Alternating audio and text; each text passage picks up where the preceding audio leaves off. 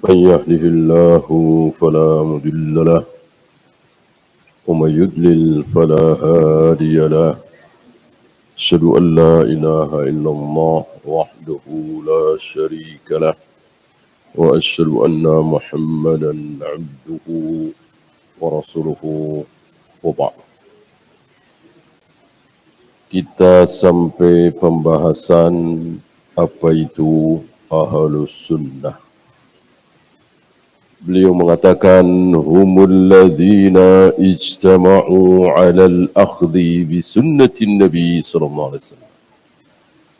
Ahlus Sunnah adalah mereka yang sepakat untuk hanya mengambil agama ini berdasarkan sunnah Nabi sallallahu alaihi wasallam.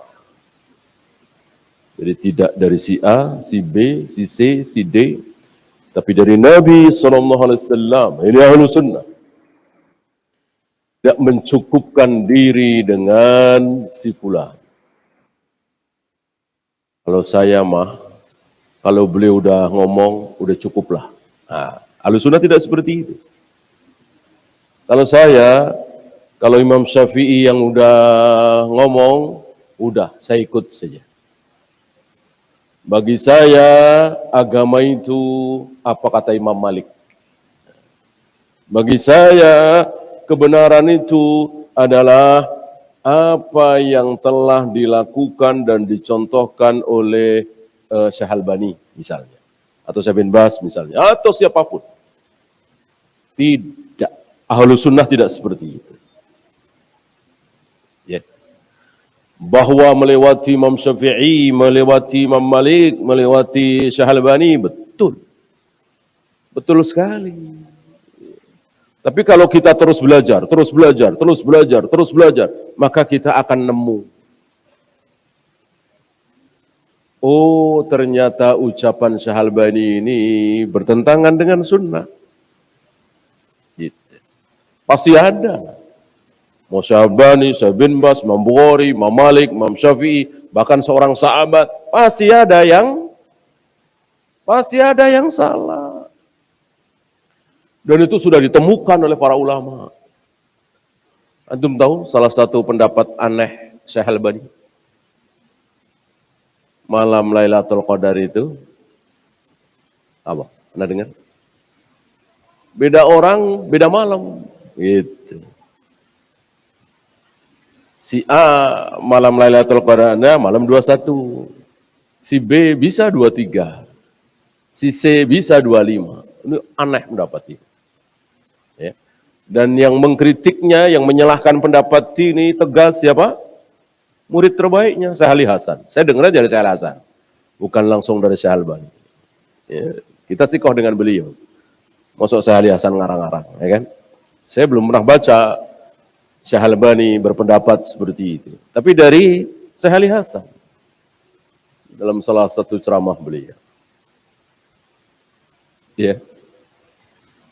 Kemudian makmum masih mengucapkan Sami'allahu liman hamidah. Ini salah satu pendapat anak Syekh Albani. Kita mau ikut-ikutan karena kita merasa nggak ada apa-apanya ilmu kita dibanding dengan ilmu Syekh Albani, ya nggak boleh lah. Nggak boleh. Ini membohongi ilmu namanya. Nggak boleh, kecuali kita nggak tahu sama sekali, buta. Ya sudah. Nasib orang buta, nasib orang yang jahil, nasib orang yang tidak berilmu. Kan kita tahu. Sabda Nabi tentang malam Lailatul Qadar. Kita tahu sabda Nabi tentang wa idza qala sami'allahu liman hamida faqulu rabbana walakal hamd. Kita tahu hadis Nabi ini dan beliau juga tahu. Syekh Albani juga justru beliau berpendapat seperti itu setelah membawakan hadis itu. Manusia. Iya kan? Kalau Allah mau salahkan, Allah mau tergelincirkan, gelincir. Ya.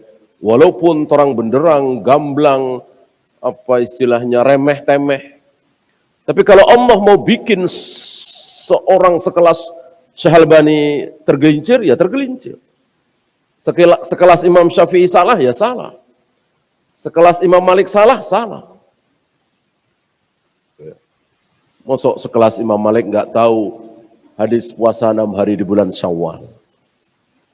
Kenyataan memang seperti itu.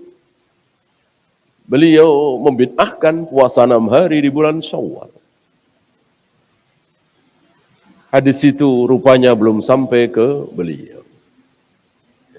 Dan seterusnya, dan seterusnya. Ahlus sunnah hanya mengambil agama ini dari Nabi SAW.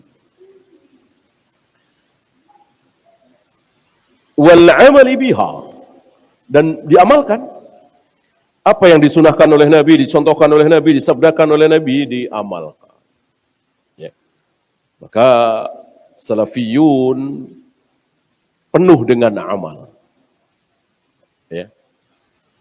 Rata-rata yang memanjangkan jenggot siapa? Rata-rata yang tidak isbal siapa? Mayoritas yang mengharamkan rokok siapa? Mengharamkan riba siapa? Ini kan dalam rangka beramal. Kalau gembar-gembor bank itu riba, barangkali sudah 40 tahun yang lalu, 50 tahun yang lalu. Ya kan? Tapi nggak diamalkan. Ya. Mulai banyak yang keluar dari bank ribawi, ya akhir-akhir ini. Ngaji salaf, siap-siap keluar dari bank. Siap-siap keluar dari asuransi. Artinya apa? Diamalkan, diamalkan, diamalkan.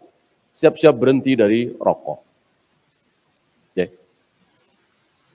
Kalau yang wanita-wanita karir, laki-laki yang mengejar karir, umur 30, 31 belum nikah, ngaji salaf, 4 bulan, 5 bulan, udah pengen nikah. Ya, diamalkan.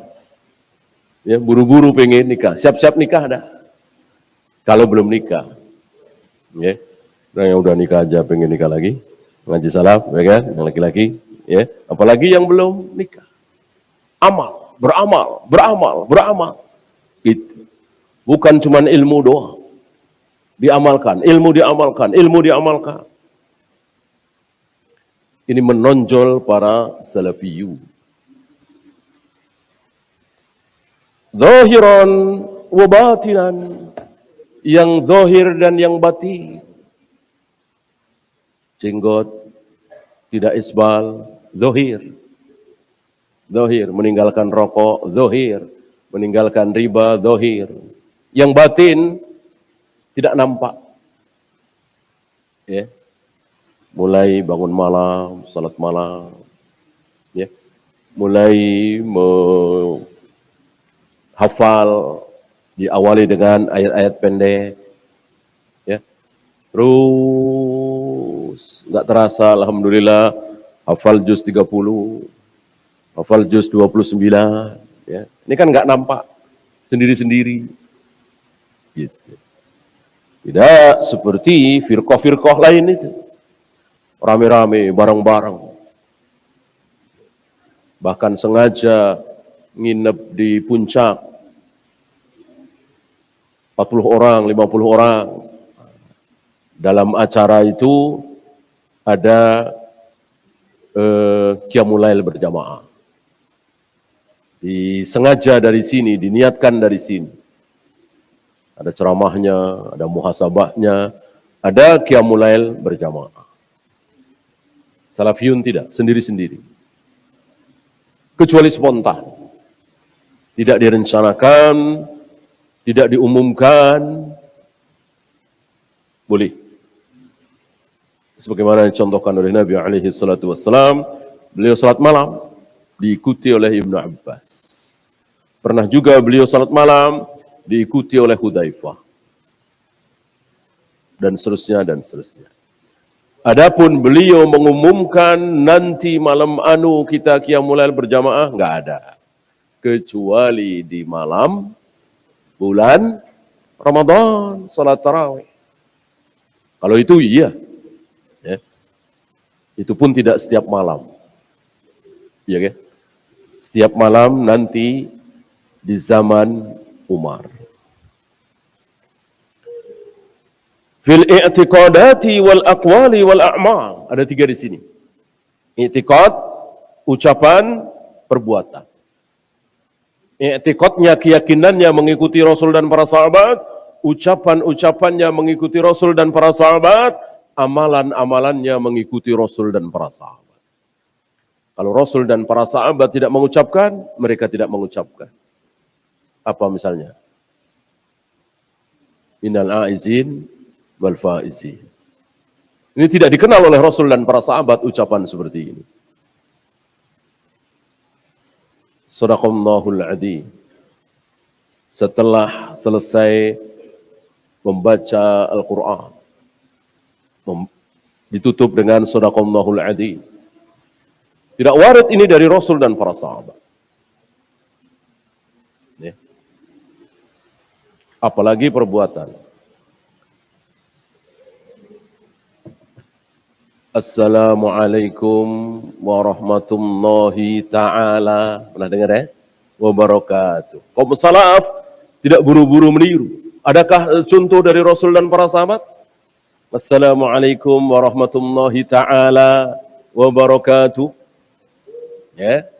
Ketika Rasul dan para sahabat tidak pernah mencontohkan seperti itu, para salafiyun tidak ada yang berani, tidak ada yang mau.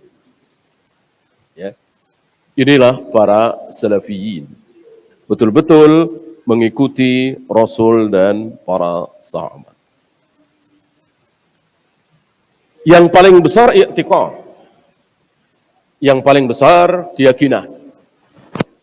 Oleh karena itu, seseorang, sekelompok orang dikatakan keluar dari Ahlus Sunnah, dia masuk ke kelompok Khawarij atau Qadariyah atau Jahmiyah atau Jabariyah atau Asy'ariyah atau Maturidiyah, itu karena ucapan, apa perbuatan, apa keyakinan? Nah, jawabnya keyakinan. Jawabnya keyakinan. Disebut Khawarij karena dia mengkodok salat, perempuannya ya, perempuan yang haid, selain mengkodok saum juga mengkodok salat. Dikatakan Khawarij. Karena itu, apa karena dia meyakini bahwa pelaku dosa besar adalah kafir?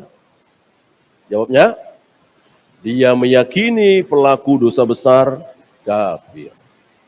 Bukan karena mengkodok salatnya.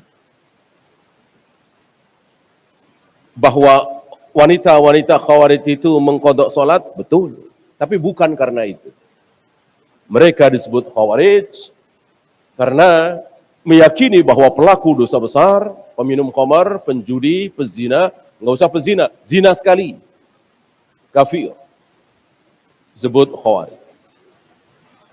Walaupun dia tidak mengkodok salat. Seperti hari ini. Apakah Khawarij hari ini yang ngebom sana, ngebom sini, mengkafirkan kita semua, negeri kita ini kafir, bahkan Saudi aja dikafirkan. Apalagi kita.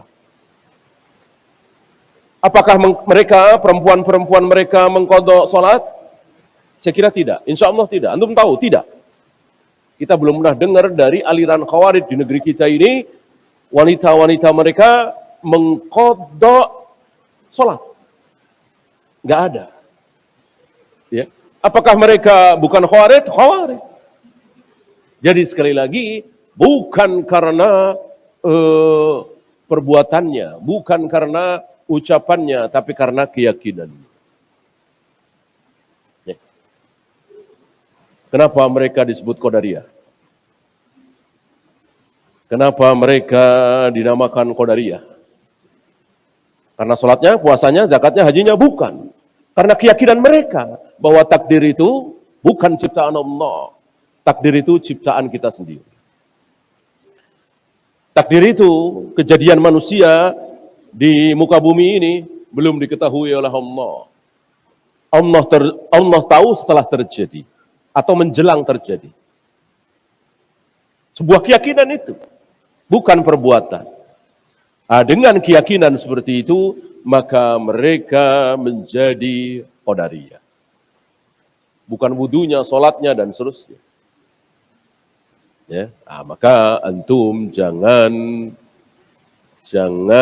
terbuai, jangan silau dengan sekelompok orang yang tidak tahlilan, tidak muludan, tidak usolli, tidak nawaitu, nggak kenal selawat nariyah. Ahlu sunnah berarti saudara sesama muslim, iya. Ahlu sunnah ini sama dengan kita salaf. Ini buru-buru. Banyak dari kita yang terkecoh, terutama panitia pengajian. Enggak, dia enggak pakai usolli, nawaitu, selawat nariyah enggak, tahlilan enggak, muludan enggak. Berarti dia ahlu sunnah. Enggak taunya mencaci maki penguasa, mengkafir-kafirkan penguasa, mendemo penguasa, ya, bahkan mengkafirkan sesama muslim yang tidak sependapat dengan mereka. Khawarij. Padahal bid'ah itu enggak. Gini aja, antum pasti bisa jawab. Orang-orang Khawarij, anak-anak muda Khawarij yang diperangi oleh Ali bin Abi Thalib, itu kalau sholat pakai usolli apa tidak? Tidak. Ya, kalau di antara mereka ada yang meninggal, ditahlilkan enggak? 3 hari, 7 hari, 40 hari? Enggak. Mereka merayakan Maulid Nabi enggak?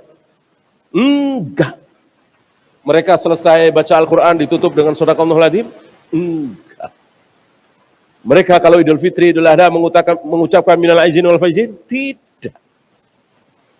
Tapi Khawarij kilabu ahlin nar. Anjing-anjing penghuni neraka. Jadi keyakinannya hati-hati, keyakinan kan enggak kelihatan. Nampak ketika mereka ucapkan. Jangan silau.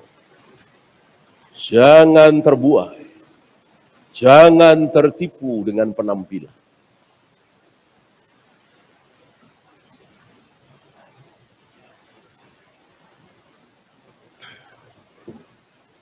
Maka terus belajar.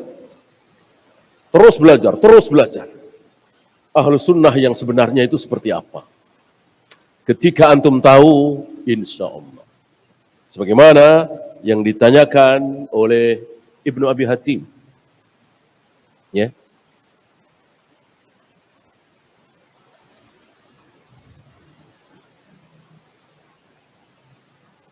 Dan ini ayahnya sedang menjawab.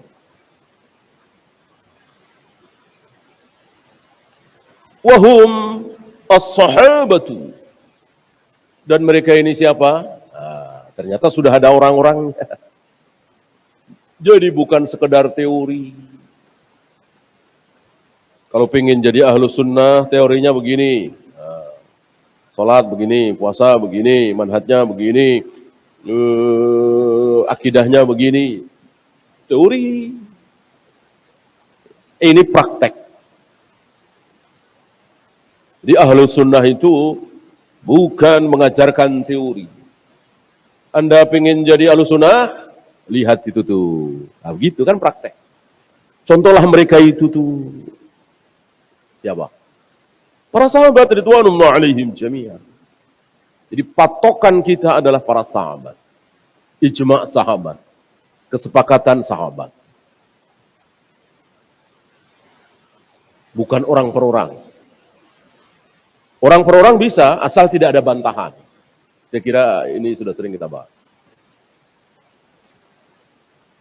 Yang mengganti Assalamualaikum ayyuhan nabiyyu wa rahmatullahi wabarakatuh ketika tahiyat diganti dengan Assalamu ala nabi wa rahmatullahi wabarakatuh sepeninggal Nabi. Siapa? Cuman Ibnu Mas'ud kan? Seorang Ibnu Mas'ud. Berarti nggak jadi sunnah? Jadi. Karena tidak ada bantahan dari sahabat yang lain. Tidak dinukil riwayat, tidak ada riwayat Ibnu Abbas misalnya, atau Ali bin Abi Thalib misalnya, atau Abu Hurairah misalnya, atau Aisyah misalnya, membantah ijtihad Ibnu Mas'ud. Berani-beraninya engkau mengganti apa yang diajarkan oleh Nabi. Nabi kan mengajarkan Assalamualaikum ayyuhan nabiyyu wa rahmatullahi wabarakatuh. Kok mentang-mentang Nabi wafat, engkau ganti dengan Assalamu ala nabi wa rahmatullahi wabarakatuh? Enggak ada. Tentu apa yang diucapkan oleh Ibnu Mas'ud tadi Ijtihadnya Ibnu Mas'ud tadi didengar oleh para sahabat. Orang kita aja tahu, masuk para sahabat nggak tahu. Tapi nggak ada riwayat, bantah. Tidak ada riwayat. Sama dengan tidak ada bantahan terhadap usul akhirnya ya. Akhirnya tidak ada bantahan terhadap usul Abu Bakar untuk mengumpulkan Al-Quran dalam satu mushaf. Begitu juga tidak ada bantahan atas perintah Umar untuk berjamaah salat tarawih setiap malam di bulan Ramadan. Ya. Begitu pula tidak ada bantahan atas perbuatan 3 sahabat. Saya kira bukan 3 ya. Ini yang masyhur 3. Yang mencukur jenggot mereka seberapa kemarin? Segengkam.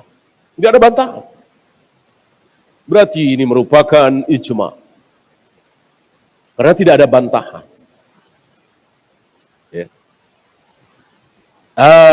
Kecuali ada bantahan. Seperti ijtihad Utsman melakukan azan Jumat 2 kali. Ini ada bantahan dari sahabat lain. Yang paling keras Ibnu Umar. Ya. Maka mengatakan bahwa azan Jumat 2 kali sunnah para sahabat tidak bisa. Orang enggak ijma. Ada riwayat bantahan dari sahabat yang lain. Ya. Nah, tinggal dibahas saja mana yang kuat. Yang membantah apa yang dibantah. Ya.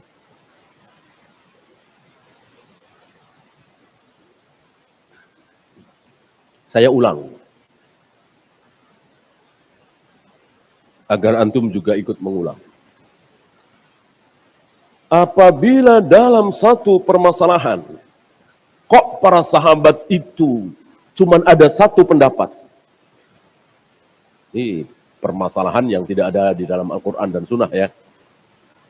Bukan permasalahan subuh 2 rakaat, maghrib 3 rakaat, babi, zina, haram, ya tawaf 7 kali, dan seterusnya, itu nggak dibahas. Itu kan sudah jelas Al-Quran dan Sunnahnya. Ini nggak ada dalam Al-Quran dan Sunnah, tapi dalam hal ini para sahabat sepakat. Seperti membaiat Abu Bakar sebagai khalifah pertama sepeninggal Nabi SAW. Sepakat. Jika dalam satu permasalahan kok para sahabat hanya ada satu pendapat. Sepakat. Maka, teruskan. Kemarin. Maka haram bagi siapapun membikin pendapat kedua. Gitu. Pasti salah. Pendapat kedua itu pasti salah. Pasti yang benar ya satu pendapat itu. Yang dimana para sahabat sepakat di situ. Seolah wahyu. Jadi ijma'nya kesepakatan para sahabat itu seolah menjadi wahyu. Karena memang sudah ada wahyu. Tidak mungkin para sahabatku, kata Nabi, tidak mungkin para sahabatku bersepakat dalam kesalahan. La tastami ummati ala dhalal.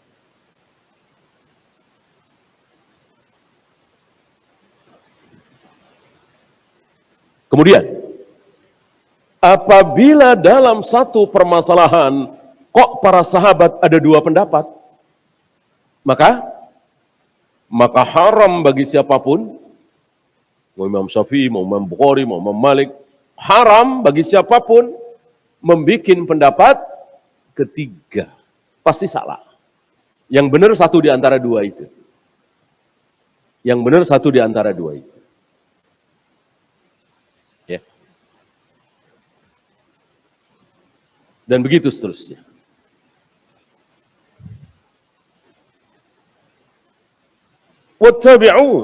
Wattabi'uhum.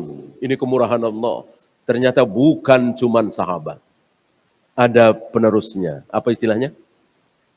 Tidak bertemu Nabi, tapi bertemu dengan sahabat. Istilahnya? Tabi'in. Tabi'in.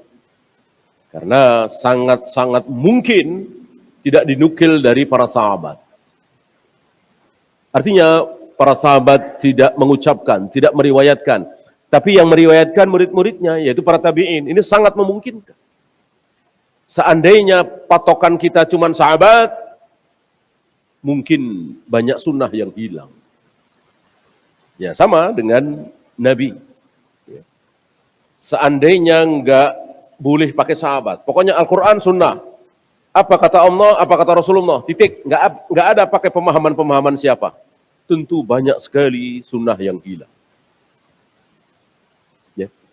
Kan tidak semua sunnah Nabi, perbuatan Nabi, itu beliau ucapkan. Tidak semua ucapan Nabi, sunnah Nabi disaksikan oleh seluruh sahabat. Ada sunnah Nabi yang disaksikan oleh seorang sahabat.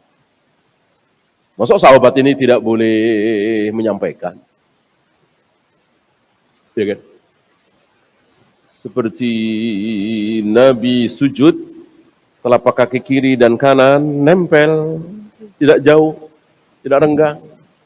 Itu kan yang meriwayatkan cuman Aisyah. Yang hadis malam-malam Aisyah kehilangan Nabi SAW. Coba kalau nggak ada Aisyah, hilang satu sunnah ini. Kalau Aisyah tidak menyampaikannya. Ya, ini luar biasa, betul-betul Allah menjaga Islam ini. Jadi sunnah Nabi itu jangan sampai hilang. Sunnah Nabi itu supaya sampai kepada kaum muslimin. Dan sudah terlihat itu. Kemudian seandainya tidak ada satu perawi hadis, Wa'il bin Hujar, maka satu sunnah Nabi menggerakkan jari ketika tasyahud hilang. Hanya satu sahabat. Ya. Dan seterusnya dan seterusnya. Karena Allah ingin memelihara sunnah Nabi-Nya supaya diketahui oleh kaum muslimin, maka tidak ada sunnah Nabi yang tidak sampai kepada ahli-ahli hadis. Walaupun oleh satu orang.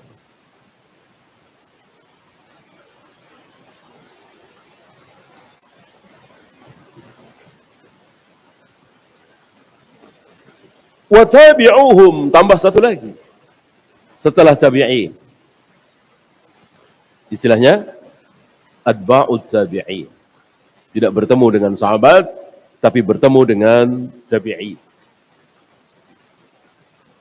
Sahabat kira-kira 110 atau 111. Habis.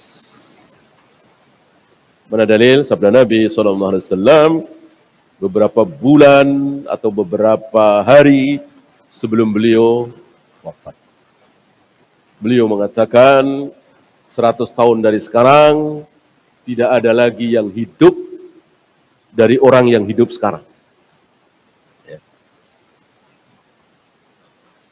Orang kafir salah paham atau pura-pura nggak tahu. Nah, ini salah nih. Ramalan nabimu. Masuk 100 tahun lagi nggak ada yang hidup, berarti habis manusia. Bukan itu maksudnya.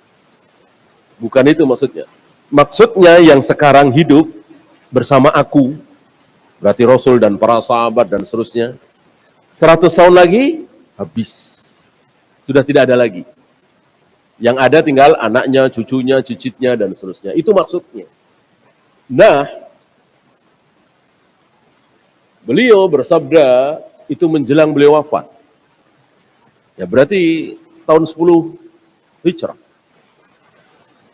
Tahun 10 menjelang 11 Hijrah. Ya. Nah, 10 tambah 100, ya 110. Maka insya Allah sepakat para ulama, para sahabat itu habis. Tidak ada lagi. Di tahun 110 Hijrah. Ini secara dalil. Dalil nggak mungkin salah kan? Nah, secara penyelidikan, ya penyelidikan bisa benar bisa salah. Itu tahun 99. Ya. Bagian ulama mengatakan sudah nggak ada sahabat tahun 99. Ya mungkin mereka aja nggak tahu. Ya masih ada mereka aja nggak tahu. Ini kan sabda Nabi SAW. Ya. Kalau sudah nggak ada sahabat, ya salah dong sabda Nabi.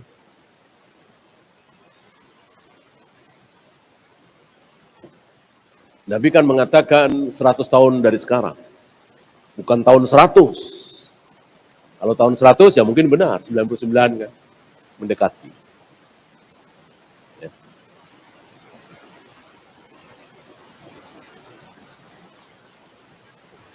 sampai 170 kira-kira. Nah, ketika 110 Hijrah ini habis para sahabat, diganti dengan yang masih ada hanya tabi'in. Tabi'in dari tahun berapa? Ya jauh sebelum itulah. Kan nggak mungkin 110 nggak ada sahabat baru muncul tabi'in, ya nggak mungkin lah. Kan tabi'in dengan sahabat kan bertemu sezaman. Seperti Atha bin Abi Rabah, Hasan Basri, Tawus, Mujahid, ketemu dengan Ibnu Abbas, ketemu dengan Anas bin Malik, seperti Umar bin Abdul Aziz kan ketemu dengan Anas bin Malik. Tua sekali Anas bin Malik, 100 tahunan. Tapi sehat luar biasa. Kan beliau yang mengatakan, selama ini aku belum pernah sholat di belakang imam yang sholatnya mirip dengan sholat Nabi SAW, kecuali anak muda ini. Yang dimaksud oleh Anas bin Malik adalah Umar bin Abdul Aziz. Ya.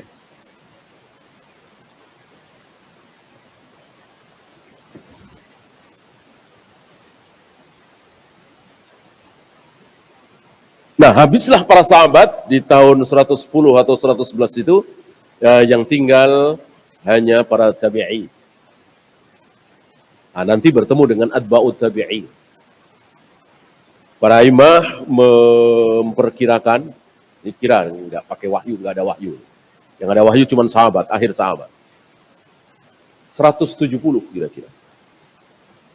170 Hijrah, habis masa tabi'in. Sudah nggak ada tabi'in lagi. Tawus nggak ada, Hasan Basri nggak ada, Atha bin Abi Rabah nggak ada, Mujahid nggak ada. Yang ada tinggal atba'ut tabi'in. Sampai tahun 220 kira-kira. Ya. Disitulah tinggal Sufyan bin Uyainah, Sufyan As-Sawri, ya, Abdullah bin Mubarak, dan seterusnya, guru-guru dari Imam Syafi'i. Ya. Nah, tahun 220 Hijrah selesai. Selesai zaman salaf. Ini nggak ada salaf lagi, nggak ada ulama salaf lagi. Secara zaman, secara waktu. Yang ada ulama khalaf. Secara waktu, bukan secara pemahaman. Kalau secara pemahaman, sampai hari ini ada Syalbani, Syekh bin Baz, Utsaimin, ya, Syekh Masyhur Hasan Salman, ulama-ulama salaf yang tidak bergeming terhadap cacian, makian manusia atau firqah-firqah dhalal lain. Berpegang teguh dengan qala Allah wa qala Rasul ala fahmi sahabat. Walaupun hidup sekarang, secara pemahaman masih ada ulama salaf. Secara zaman sudah tidak ada. Bahkan nanti di saat kaum muslimin dipimpin oleh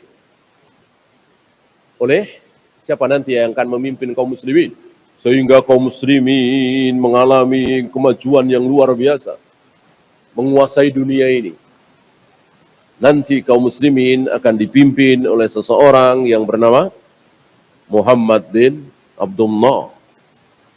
Kata Nabi, namanya seperti namaku, nama ayahnya seperti ayahku. Muhammad bin Abdullah, yang bergelar Al-Mahdi atau Imam Mahdi. Kejayaan kaum muslimin nampak di situ. Non-muslim semua jadi jongos, budak. Ya. Disitulah sabda Nabi terjadi. Antalidal amatu rabbataha. Banyak budak-budak perempuan melahirkan tuannya. Budak-budak perempuan ini karena mereka nggak mau masuk Islam, ya, jadi budak. Budaknya kaum muslimin, tuannya muslim. Nah, dijima oleh tuannya kan halal. Lalu melahirkan anak. Anak yang lahir dari hubungan antara wanita budak dengan tuannya, maka anak itu ikut ibu apa ikut ayah? Ibu Sunda, ayah Aceh. Anaknya? Anaknya Aceh. Gitu. Nggak bisa Sunda Aceh. Ya. Aceh. Anak itu ikut ayah. Ayah Arab, ibu Jawa. Anaknya pasti Arab. Anak itu nasab ikut ayah, bukan ikut ibu. Sudah sering kita bahas, saya kira. Nah, ibunya budak, ayahnya merdeka, tuan, bukan budak. Maka anaknya merdeka, bukan budak. Sementara ibunya masih budak. Jadi ibunya budak, anaknya merdeka. Disilahkan oleh Nabi, antalidal amatu rabbataha. Banyaknya budak-budak perempuan melahirkan tuannya. Ya. Anaknya menjadi tua.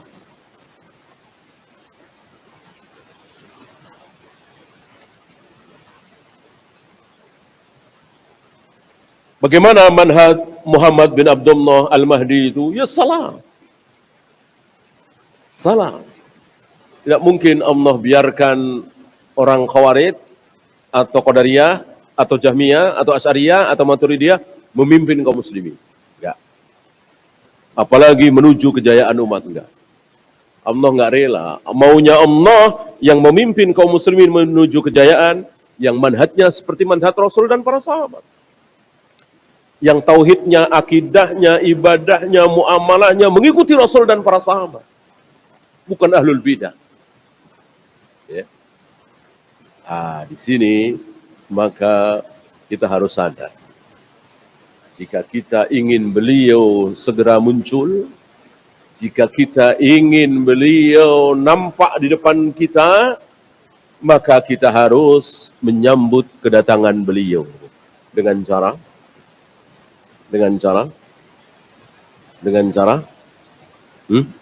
Masa nggak tahu? Caranya menyebarkan dakwah salaf agar mayoritas kaum muslimin bermanhaj salaf. Agamanya persis seperti Rasul dan para sahabat. Karena beliau muncul di saat kaum muslimin bermanhaj salaf, mayoritas. Antum bisa bayangkan seandainya beliau muncul hari ini. Seandainya beliau muncul hari ini, apa yang terjadi? Itu tentu akan ditolak oleh orang-orang Khawarij, Qadariyah, Jahmiyah, Maturidiyah. Ya. Kata mereka, masa Imam Mahdi enggak muludan. Ya. Masa Imam Mahdi enggak tahlilan. Ya, beda dengan kita Imam Mahdi, Imam Mahdian ini. Imam Mahdinya Wahabi kali. Kan enggak ada hadis seperti itu. Ya, silakan. Adzan dulu. Wassalamualaikum warahmatullahi wabarakatuh. Wa akhiru da'wana alhamdulillahi rabbil alamin.